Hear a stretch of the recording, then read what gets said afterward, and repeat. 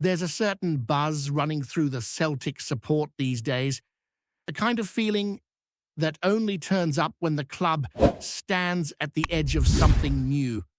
Folk all over Glasgow have been chatting about it in cafes, in boozer corners on the walk to work, because whenever Celtic look close to welcoming a fresh face into the dugout, the entire mood around the place shifts. And that's exactly what has been happening as the name Wilfried Nancy has come storming into the Scottish conversation. A fair few supporters had barely heard of him until a couple of weeks ago. Yet now, you can hardly go anywhere without someone trying to work out if he's the right man to carry this club into its next chapter. It's natural for there to be a bit of skepticism when someone arrives from outside the usual European bubble.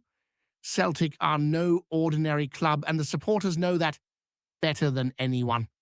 The pressure here does not ease, the demands don't shrink, and the expectations sit high enough to block out the sun on a cloudy winter afternoon. That's part of the magic of this place, but it's also the reason some folk raise an eyebrow when a manager from another footballing world steps into the spotlight. Even so, once people start digging into Nancy's story, the doubts begin to give way to something quite different.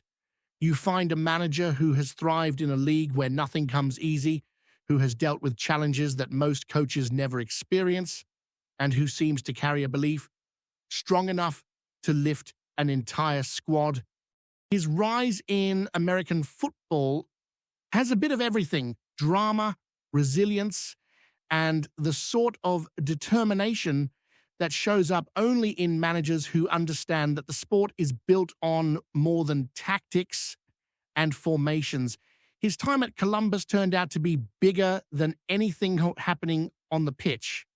Fans there faced the terrifying prospect of seeing their club uprooted and dragged to another city, and yet it was the supporters who stood their ground, who fought tooth and nail to keep their club alive, and through all of that, a culture formed around unity, ambition, and belief. By the time Nancy came into the picture, the city had already learned what it meant to fight for something, and he only added more fuel to that fire with his personality and his approach to the game. What stands out from the people who worked with him is the way he builds relationships. You often hear about managers obsessed with match plans and systems, but Nancy seems to be someone who sees football through the lens of people first. He has earned the respect of players at every level, not because he shouts the loudest or acts like a drill sergeant, but because he treats them like human beings before anything else. Folk who watch Columbus closely say that you could feel the shift from the very first season. Players looked freer, more confident, more willing to take risks because the manager behind them believed they could become more than they were. And that part is not just talk. You look at the number of players he developed, lads who went from being reserve options to international footballers, and you begin to understand why he's considered one of the most transformative coaches in the American game. It wasn't just a case of polishing the obvious talents. He took players who were written off, moved them across positions, helped them build new strengths, and turned them into key figures. Some became regular starters, some made national teams, some even earned moves abroad that few saw coming. When supporters over there say that he inspires belief, they're not exaggerating. They've seen it with their own eyes. And this is where the excitement begins to grow among Celtic supporters who have looked deeper into his work. The club are in a moment where they need someone capable not only of organizing the team, but also of lifting the entire environment. Injuries, inconsistent performances, and the ongoing noise around the boardroom have made the place feel a bit unsettled. It's not the easiest time for anyone to walk into Celtic, never mind someone coming from another continent. But the very challenges that might scare another manager seem to be the sort of thing Nancy has handled before. He has stepped into difficult roles, he has led teams through turbulent spells, and he has come out stronger almost every time. One of the reasons people over there describe him as inspirational is his absolute belief that nothing is beyond reach. When he told his players that impossible is just an opinion, it wasn't a catchy slogan or some empty motivational line, it was his genuine conviction. He carried that attitude into every match, whether they were playing a rival, facing a star-studded squad, or pushing towards a title. He never hid behind excuses, never played down ambitions, and never acted as if his team should fear anyone.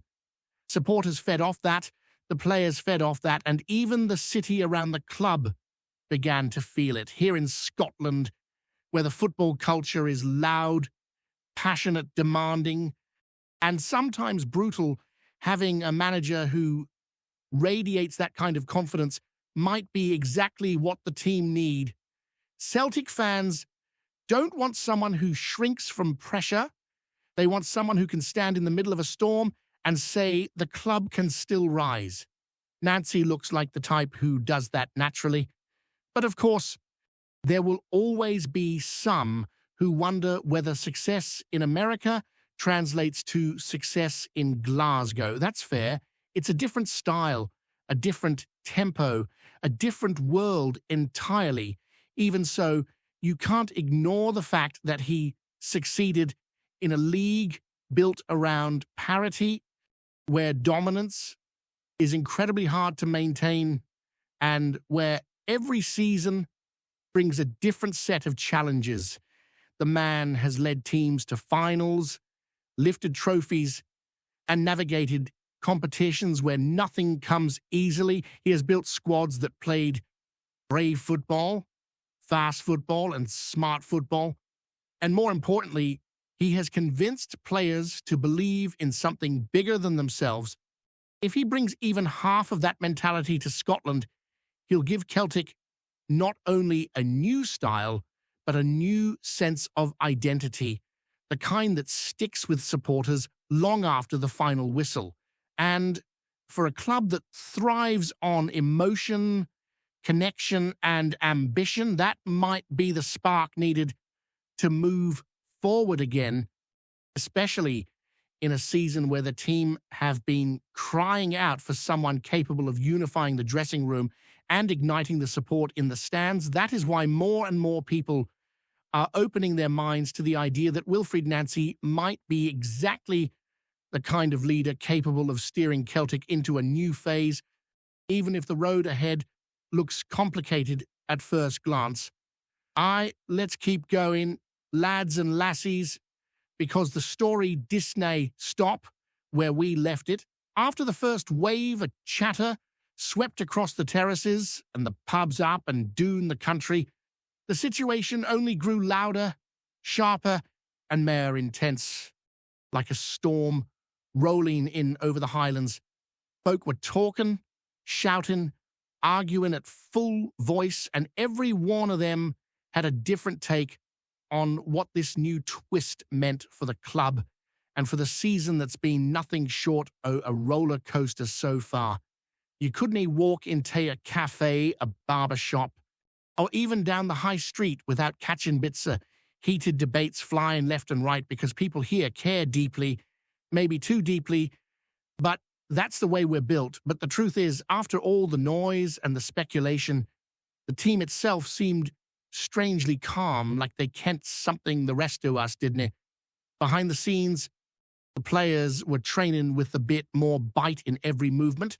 The staff were working with a sense of urgency you could feel just by looking at their faces. And the supporters, well, as much as they complain and shout, at the end of the day, they're always ready for the next 90 minutes. It's a rhythm. It's almost a heartbeat that never stops, no matter how wild the week gets. And this week was wild, no doubt about it. Even the coach, who usually keeps his cards tucked away closer than a miser keeps his pennies, let slip a wee glimmer of something different. Not full confidence, mind you, but something that felt like a spark, a tiny flame glowing in the middle of a dark, windy night. His words were carefully chosen, as they always are, but the tone behind them, aye, that's where the truth lies. And the truth was that he believed the team still had fight, still had breath, still had that bitter stubbornness Scottish folk are famous for. A refusal to bow down, even when the odds seem heavier than a bag of wet peat. And so the next few days rolled by with a mix of tension and anticipation. Every training session was dragged through the mud on social media. Every rumor turned into a wildfire within minutes. Every reporter hovered around the club like seagulls hovering over a bag of chips. But the club didn't blink. They just kept walking, kept working, kept their hides down. They heard the noise because ye can't escape it in this country, but they didn't let it steer the ship. Because if you steer based on the wind of public opinion, you end up sailing in circles, lost at sea. And when match day finally arrived, it felt like the whole o' Scotland had been waiting for it. The skies were grey, as they often are, but there was a charge in the air, the kind you can't describe unless you've stood outside a stadium here and felt that hum run through your bones. Folk flocked in early, wrapped in scarves, jackets, and hope, even the ones who swore earlier in the week that they'd had enough. That's the thing. No matter how angry they get, no matter how much they claim they're done, they always come back. Because this passion, this madness, it's in the blood. And once the whistle blew, the tension snapped like a rope under strain. The boys on the pitch started strong, stronger than many expected, moving with purpose, each touch carrying the weight of all the talk that had led up to this, Ed. The supporters roared with every break forward, cursed with every mistake, and lived every second as if it were carved directly into their souls. That's Scottish football for ye, nay half measures, nay lukewarm emotions, just raw, pure feeling. But near the end of the first half, something shifted. A small moment, maybe, but enough to shake the balance. A misplaced pass, a tackle mistimed, a break in concentration, whatever you want to call it. It opened the door just a wee crack, and the opposition barged through. And ye could feel that collective sigh across the stands, that sting of disappointment that cuts deeper because it feels so familiar. But instead of collapsing, the lads tightened up, regrouped, and came back swinging as if someone reminded them who they were representing and what was at stake. And the second half? That was a battle, the kind of fight that gets replayed in folks' minds for weeks after. Every challenge had weight, every sprint had desperation. Every shout from the crowd carried the force of 1,000 hearts beating in unison. And then came the turning point, the moment everyone will be talking about for ages. A counterattack built from nothing, a pass threaded through the chaos, a strike that seemed to carry the roar of the entire stadium. And when the ball hit the back of the net, the place erupted, louder than a thunderclap echoing over Ben Nevis. From that moment on, the momentum shifted entirely. The players grew taller, the supporters louder, and the pressure crushed the opposition like a stone squeezing a vine. And by the final whistle, there was just relief. There was pride, joy, and a sense that maybe, just maybe, this week that began with panic and frustration ended with a spark o' renewal. Folk poured out of the stadium with smiles, laughs, shouts, and the kind of optimism that only football can create. Even the ones who'd sworn they'd given up were already talking about the next match, the next challenge, the next chapter in this wild story. That's the beauty o' it, the madness o' it, the heart o' it. Because here in Scotland, Football isn't just a game. It's a lifeline, a ritual, a shared language spoken with passion and fire. And as the night settled over the city, one thing was clear: the club had sent a message. Not with fancy words, not with promises, but with grit, sweat, and the refusal to back down. And that message echoed across every pub, every home, every corner where supporters gathered to dissect every moment. The season is far from over. The battles ahead are heavy. But after this week, after this response, there's a new sense of belief. Fragile, maybe, but real. And ye can be sure of this, the story's no finished, not by a long shot.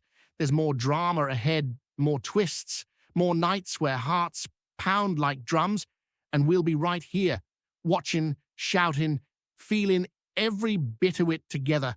Before we proceed, subscribe to our channel and enable notifications to receive all exclusive news about Celtic FC. Don't miss any details about your favorite team. It's extremely important for Celtic FC fans.